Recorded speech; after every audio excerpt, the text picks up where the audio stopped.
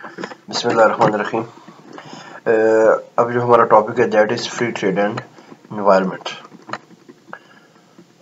Free trade کیا ہوتی ہے؟ سب سے پہلے ہم اس کو سمجھ لیتے ہیں. فری ٹریڈ کیا ہے کہ یہ جو ابھی ایرا ہے ہمارا, it is a globalized era where economies they are highly integrated, they are highly interdependent on each other. ٹھیک ہے, ہر کنٹری ایک دوسرے کے ساتھ ٹریڈ کر رہا ہے, انہوں نے ایک دوسرے کے ساتھ ٹریڈ کرنی ہے. ان ٹریڈ کے اندر ان کے پاس دو چیزیں ہیں, ایک ہے ان کی ایکسپورٹ, ایک ہے ان کی امپورٹ. ٹھیک ہے, ایکسپورٹ وہ ہے کہ جو ایک کنٹری اپنی چیزیں بنا کے باہر بھیجتا ہے اور اس کے بدلے اس کو جو پیسے ملتے ہیں that are the export of that country. ٹھیک ہے, امپورٹس کیا ہے کہ وہ چیزیں جو وہ لیتا ہے اور اس کے بدلے وہ جو بل پے کرتا ہے دیٹ از دا امپورٹ بل.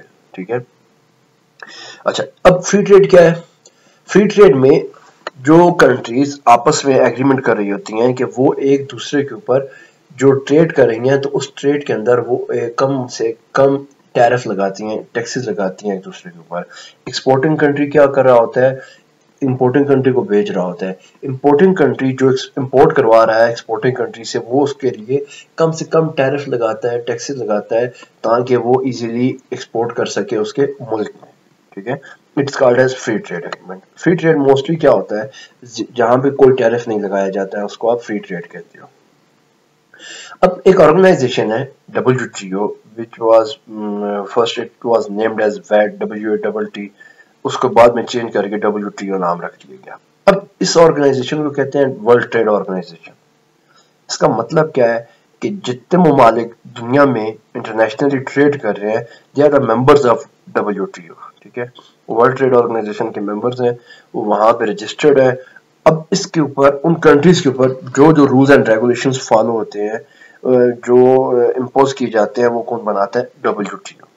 ٹھیک ہے, اب ورلڈ ٹریڈ آرگنائزیشن اس کی یہ کوشش ہے اس ادارے کی کہ countries who are the trading partners وہ ایک دوسرے کے اوپر کم سے کم ٹیرف لگائیں, کم سے کم ٹیکس لگائیں, تاکہ جو ٹریڈ سائز ہے, جو ٹریڈ والیوم ہے دنیا کے اندر, وہ زیادہ سے زیادہ ہو, دنیا زیادہ سے زیادہ ایک دوسرے کے ساتھ ٹریڈ کر سکے. ٹھیک ہے, so it is the agenda of the WTO. To minimize the tariff is the main incentive of the is the main you can say that focus or the goal of the WTO. ٹھیک ہے, now WTO جب اس نے free trade کی, لوگوں کو کہا کہ کم سے کم ٹیرف لگاؤ, تو لوگوں نے ہائیلی موبلائز کر دیا اپنے آپ کو, ان کی موبلٹی بڑھ گئی, ٹریڈ زیادہ ہونا شروع ہو گئی, اس سے کچھ نقصان ہوا. ٹھیک ہے, 1999 کے اندر WTO کے خلاف ایک سیٹل کے اندر پروٹیسٹ کیا گیا تھا. اب اس پروٹیسٹ کا کیا تھا کہ یو ایس نے, اب ہم جیسے ڈسکس کر چکے ہیں اس کو پہلے, کہ جو ہماری انوائرمنٹ ہے اس کی وجہ سے جو marine life, marine plastic pollution کا بھی ہم نے ڈسکس کیا تھا, تو اس کے اندر ہم نے ایک بات ڈسکس کی تھی کہ جو دنیا میں سب سے زیادہ میرین لائف کے اندر جو چیز افیکٹ ہو رہی ہے ہماری پالیوشن سے, دیٹ از ٹرٹل. ٹھیک ہے, 1973 کے اندر ایکٹ کے اندر امریکہ نے جو سی ٹرٹل ہے اس کو ایک انڈیجرڈ اسپیشی قرار دیا تھا. ٹھیک ہے, کہ یہ اب خطرے میں پولیوشن کی وجہ سے لوگ اس کو یہ افیکٹ زیادہ ہو رہی ہے. اب اس کی پرائس بڑھ گئی تھی, so it cost was $20 to $35 each. اب امریکہ نے یہ کہا تھا کہ American 1989 they banned import of shrimps and shrimp products. shrimps وہاں پہ امپورٹ کر رہے تھے, انہوں نے کیا کیا, اس سے جو پروڈکٹس ہارویسٹ ہوتی تھی ان کو, کیونکہ it was a major contribution جو سی ٹرٹلز کی لائف کو انڈینجر کر رہا تھا شrimps کی پروڈکشن کی وجہ سے, تو انہوں نے یہ کہا تھا کہ ہم یہ کریں گے کہ اس سے ہمارے سی ٹرٹلز افیکٹ ہو رہے ہیں, تو ہم امپورٹس اس کی بین کر دیں گے. ٹھیک ہے, تو اس بین سے کیا ہوگا کہ جو کنٹریز اس کو پروڈیوس کرنے ہیں, جب وہ بیچ نہیں سکیں گے تو وہ کم پروڈیوس کریں گے اس کو, تو اس سے جو ہماری میرین لائف کے اندر ٹرٹل افیکٹ ہو رہے ہیں وہ کم سے کم ہوں گے. اب ہائی ٹیرفز ہمیشہ بھی ایک اینٹی ڈمپنگ لا ہے WTO کے اندر, کہ جہاں پہ کہ کنٹریز ایک دوسرے کے اوپر ایک حد سے زیادہ ٹیرف نہیں لگا سکتے, کیونکہ زیادہ ٹیرف ہوگی تو آپ کی ٹریڈ وہاں پہ ختم ہو جائے گی. تو WTO کبھی بھی نہیں چاہتا کہ کسی ملک, کوئی ملکوں کی آپس میں جو ٹریڈ ہے وہ ختم ہو. تو جب زیادہ ٹیرف لگا دیے امریکہ نے تو اس میں کچھ کنٹریز جو ایکسپورٹنگ کنٹریز تھے وہ افیکٹ ہو گئے تھے. ٹھیک ہے, تو اس میں پھر انہوں نے کیا کیا, جو India, Malaysia, Pakistan, Thailand, they filed complaint against U S in WTO. WTO میں انہوں نے پٹیشن اپنی دائر کی کہ we are being charged with high tariffs, اور ہم اپنے ایکسپورٹس نہیں کر سکتے, تو اس کو کیا کرنا چاہیے, اس کو دیکھنا چاہیے.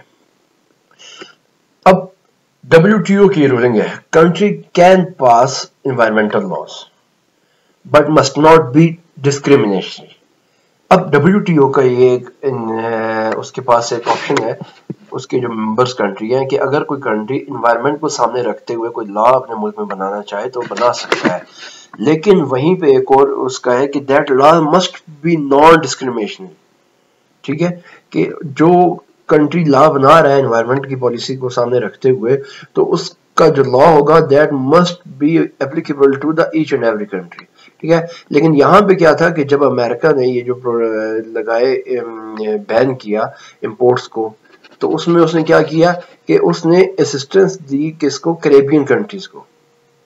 ٹھیک ہے, اس نے he did not provide advantages to the climate. ٹھیک ہے, تو اس کی وجہ سے کیا ہوا کہ کریبین کنٹریز کو اس نے افیکٹ کیا. So it was a discriminatory act, جس کی وجہ سے India, Pakistan and Malaysia they filed a complaint against the US in WTO.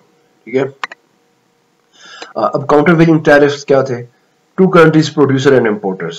ٹھیک ہے, پروڈکشن انوالو ڈیمیجز. اب دو کنٹریز ہوتی ہیں, ایک ہوتا ہے امپورٹنگ کنٹری, ایک ہوتا ہے پروڈکشن کنٹری. جو کنٹری پروڈیوس کر رہا ہوتا ہے وہ پروڈکشن کے ساتھ ساتھ, اکنامک گڈس کی پروڈکشن کے ساتھ ساتھ آپ کی انوائرمنٹ کو بھی پالوٹ کر رہا ہوتا ہے. جتنی زیادہ پروڈکشن ہوگی اکنامک گڈس کی, اتنی زیادہ آپ کی انوائرمنٹ پالوٹ ہوگی. ٹھیک ہے, تو اب ایک ہوتا ہے امپورٹنگ کنٹری. تو امپورٹنگ کنٹری کیا ہوتا ہے, وہ ایکسٹرنلٹیز کو بیئر کر رہا ہوتا ہے. فار ایگزامپل ایک کنٹری ہے, انڈسٹریلائزڈ کنٹری ہے, وہ وہاں پہ پروڈکشن کر رہا ہے اکنامک گڈس کی, اور دوسرا کنٹری وہاں اس سے امپورٹ کر رہا ہے. تو اب ایک کنٹری جو پروڈیوس نہیں کر رہا لیکن وہ امپورٹ کر رہا ہے, اب وہ ساتھ ساتھ ایکسٹرنلٹیز بھی بیئر کر رہا ہے. جو پروڈکشن کنٹری ہے وہ پولوشن بنا رہا ہے لیکن وہ بینیفٹ بھی حاصل کر رہا ہے, کس, ان the form of exporting bill.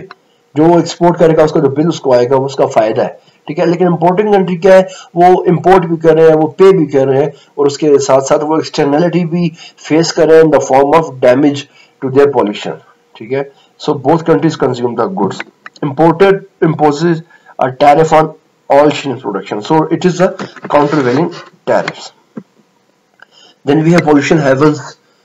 Pollution havens affect tightening of environmental regulation, affect plant location decision and trade flows.